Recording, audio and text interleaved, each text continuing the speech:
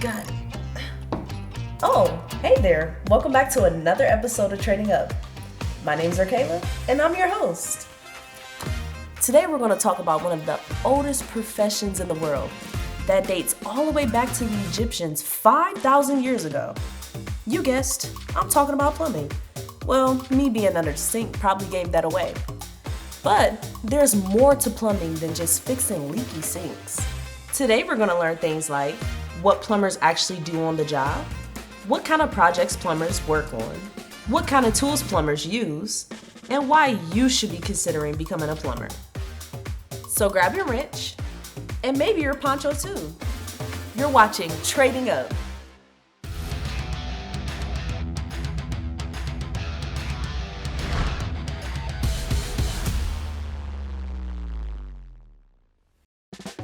Welcome back. Now that I have that all fixed, let's talk more about the skilled trade of plumbing. But before we dive in, let's talk about how the skilled trade got started. First, did you know that the ancient Romans were known for their aqueducts and public baths all throughout their empire? Who do you think installed those things? Plumber. Yes? Also, did you know that the invention of the sewer system is responsible for eradicating the bubonic plague? Who do you think came up with that brilliant idea? Plumber. Okay, that was correct, but this is getting a little weird. In fact, did you know that the first flushable toilet was given as a gift to Queen Elizabeth in 1592? Now that was a long time ago. Plumber. No, I didn't even ask a question this time. Let's get out of here. My bad. So now we know how it all started. But plumbing isn't just ancient history. Today, plumbers are still in high demand, and for a good reason. Could you imagine a life without all the things plumbers do?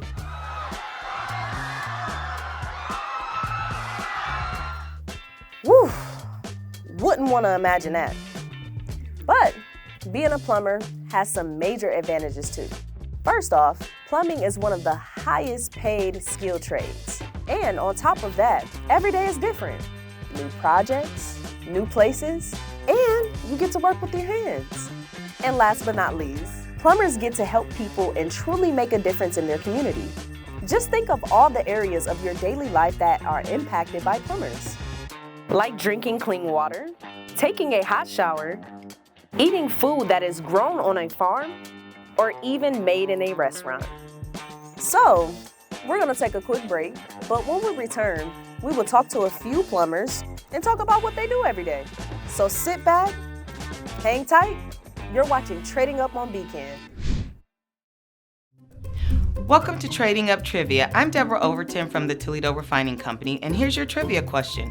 The Toledo Refining Company produces enough daily gasoline to fill how many cars? A, 178,000, B, 224,000, or C, 403,000. Sit tight and we'll have your answer right after the break. Trading Up Trivia is brought to you by the Toledo Refining Company, fueling progress since 1895. Welcome back to Trading Up Trivia. Before our break, our trivia question was, Toledo Refining Company produces enough daily gasoline to fill how many cars? If you answered B, 224,000, you're correct. Great job.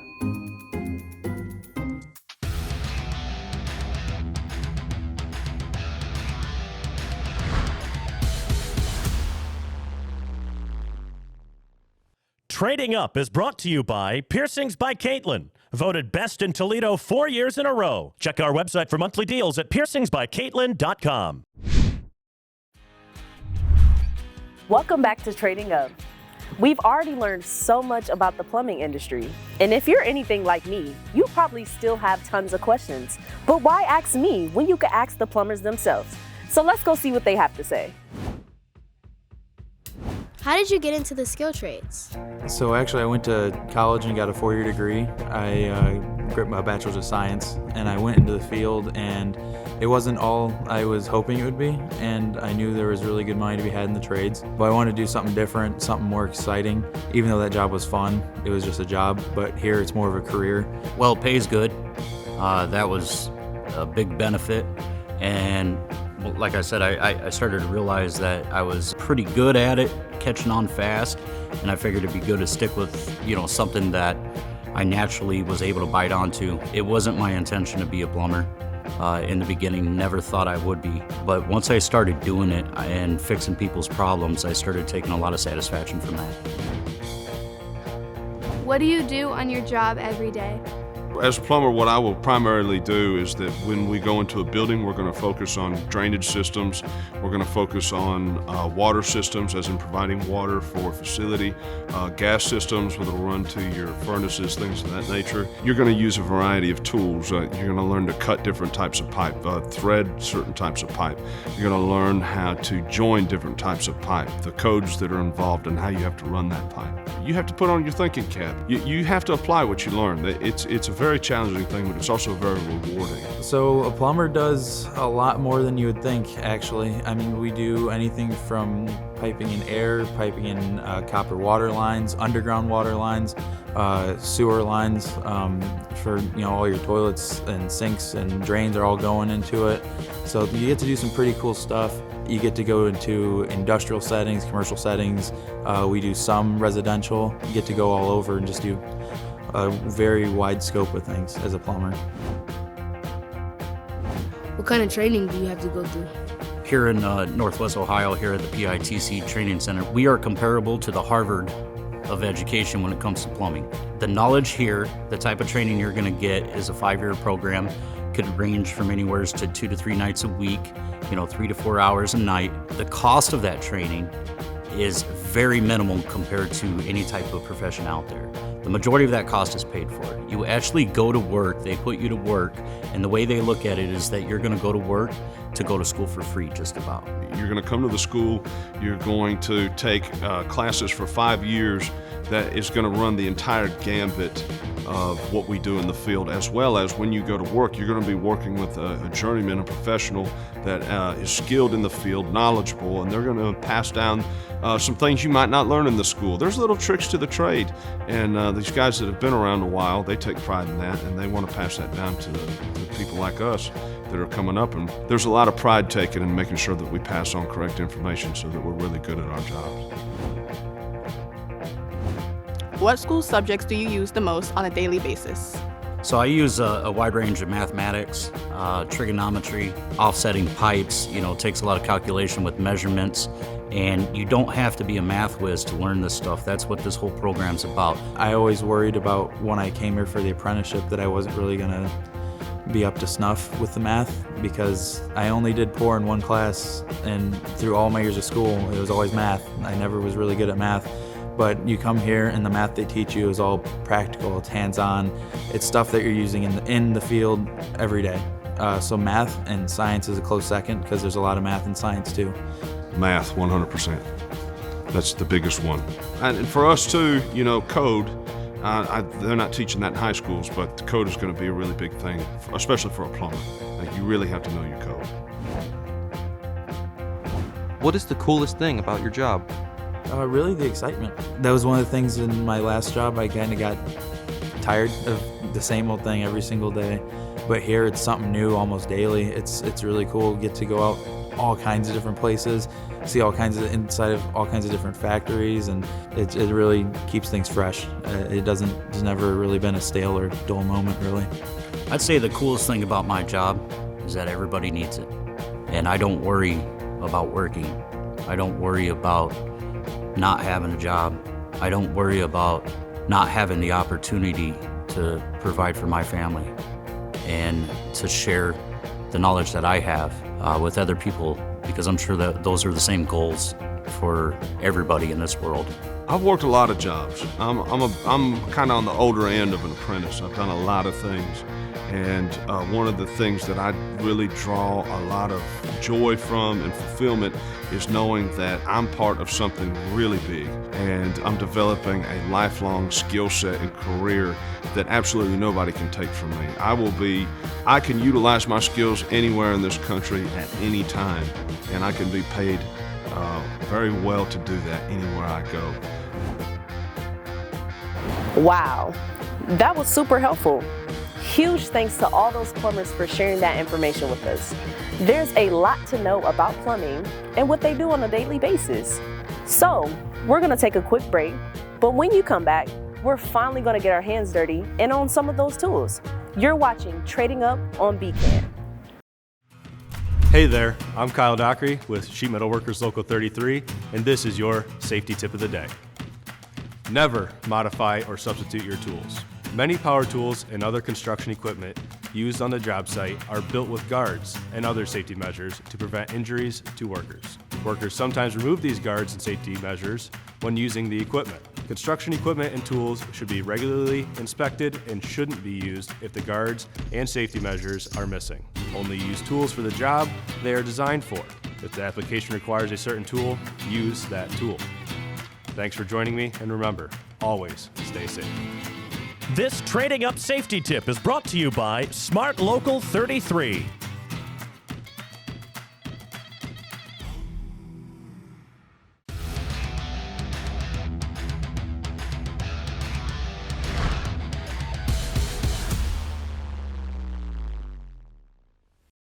Trading Up is brought to you by Piercings by Caitlin, voted best in Toledo 4 years in a row. Check our website for monthly deals at piercingsbycaitlin.com. Welcome back to Trading Up. I'm your host, Rickayla, and we're at the Piping Industry Training Center. You know, this is typically my favorite part of the show, where we get to get some hands-on experience and get our hands dirty. So, come with me to go meet a plumber, and he's gonna show us what we have in store today. Let's go. So, we're here with Dakota. What's up, Dakota? I'm Rickayla. Hi, nice to meet you. Nice to meet you too. So, what we're getting into today? Today we're gonna do a simulation of something that you see in a lot of homes. Say mom and dad are at the house, they're hanging up a picture, and they send a screw right through the pipe, and next thing you know, water is coming out of the wall, and it's a big no. So we're gonna show you how to fix that today. All right, so let's get started. All right, so we get the call, we show up, we find, theoretically this would be inside a wall, so you take the drywall off. But before that even, you're gonna wanna turn the valve off. So you're gonna have to know where the valve is, find the valve. So first we're gonna take the screw out that you see there. So that must have been the screw that was in the the screw wall. right in the wall, Okay. Yep. So how long have you been plumbing? Just about 2 years, a little less, going into my second year of the apprenticeship now. Okay. And do you like what you do? Obviously, I do. right? Yeah, I do. It's something new every day, which always keeps it fresh and exciting. So that's kind of my favorite part about it, really. Okay, so always somewhere new. It's a lot of trades out there. What interests you into wanting to do plumbing? Well, I can't lie, the pay's really good. So the pay and just I like working with. That's what we like. Yeah. That and I got into the plumbing and pipe fitting union because I'm all about welding, that kind of stuff. We're going to be doing solder today is going to be our method of fixing this. But you can also get into brazing too, which will get you into like hospitals and stuff like that, do med gas brazing and all kinds of stuff, really. So this is different like sections of like different plumbing Oh, yeah. you can do? Like different plumbing sites or Yeah, projects? yeah, like you this? can go anywhere with it. I mean, plumbing's everywhere. It's anywhere from residential, commercial, and factories everywhere. So you get to go a lot of places. Okay. So what's the worst job about plumbing? Or the worst thing that you have done since you've been plumbing? It can get pretty gross sometimes. There's some nasty grease traps are some of the worst. Grease traps? Ooh, Yeah, that there sounds was. terrible. Yeah, one time we were breaking apart a 1,000-gallon tank, and this concrete had to break it apart and get it out of a hole. And there's fish and seafood and just all kinds of nasty stuff in there. So you definitely have to have a strong stomach at times. Okay, so what we're getting into next? So now this is a copper cutter. Basically there's a little blade and wheels here, and it ranges in size. Okay. So here we put around the 1/2-inch pipe. You tighten it up a little bit. go around. You want to work it back and forth. If you just go straight in a circle, it could tend to walk on you a little bit and mess up your cut. And you gradually tighten it, but you don't want to tighten it too much. You could damage the tool and the pipe. And you have a nice clean cut there. Okay. Got a little small tool to cut this? Yep. And then using solder, you want to make sure everything's nice and clean. So when you apply your flux, it's all clean. So here we have sand cloth or emery cloth. And you just take that to the end there and just twist it around and get it nice and clean. Nice and shiny and clean. And then for the fittings, obviously you can't really get that in there very well. So we have a brush here for cleaning that up. And it pretty much does the same thing as just the same cloth, thing. right? Cleans it up so it can accept the solder or the flux and then the solder. Because the solder tends to flow wherever the flux is at. And this is called this is just the pipe, but what we're cleaning up is for the flux. We'll apply the flux here in just a minute. Got you. Okay. So now that's prepped, that's clean, that's clean. So what we're gonna do now is apply our flux. And how much of this would you apply? You kind of want to be a little neat with it. It really just needs like a film layer on there. But you kind of want to be just a little neat with it because that solder tends to flow wherever the flux is at. So you want to put it on there nice and neat. So is this supposed to be like glue? You say, or kind of, yeah. It's kind of like a glue because you're not actually like melting the parent metal, the copper pipe. You're just flowing that flux or the solder into that. And this is called a stop coupling here. You can see right there. There's a little divot, and that's different than what would be called a repair coupling or a slip coupling, which you can slide the whole thing on there, which is really nice for in tight spaces. But here it stops. Can I try to put some on there? Okay, so you said you want to do it kind of nice and neat, and you see about how far that is that you need to make up. You want to keep it about that far on that pipe thing. A little bit more is perfect. So I might want to grab some more. Nope, that should be pretty good. Okay. Because there's also some in there too, so when you put that in there, it's gonna kind of shove it out a little bit. There you go. So what are we gonna do with this torch in the setter?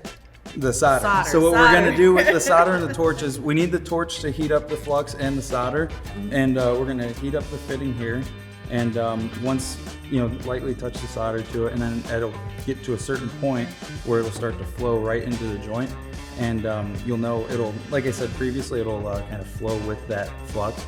And once you get a nice looking joint there, you know it's good. And you kind of want to get it all the way around. Just make sure you got full coverage, and then you're good to go. Okay.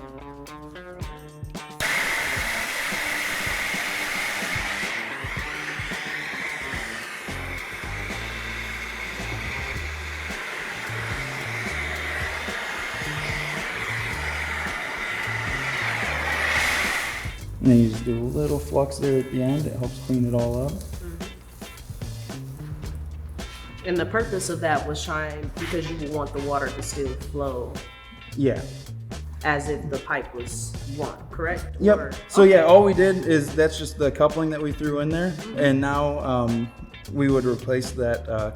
Like I said, we'd act like this line keeps going that way, and we replaced that bad section of pipe that had a hole in it, and now you're good to go. There's a coupling in there, brand new pipe in there, and leak's fixed. Okay, so we just fixed this leak? Yep. That was fast, that was pretty quick. Hey, so thank you so much for teaching me how to fix a leaking pipe in the wall. So just in case my parents want to, hang up a picture of me and they bust a hole in the pipe, I'll know what to do. Yep. But it was very nice meeting you. Nice to meet you as well. And thank you so much. Thank you. Well, that's a wrap. Thanks to Dakota, I was able to fix a pipe today. So you might want to be careful screwing those holes in your wall, because you never know, you might bust a pipe. But today we've learned so much about plumbing and different types of plumbing and why this may be a career for you. Thanks for watching Trading Up, and see you next time. UA Local 50 plumbers, steam fitters, and service mechanics, in partnership with the Mechanical Contractors Association of Northwest Ohio, is a proud partner of Trading Up.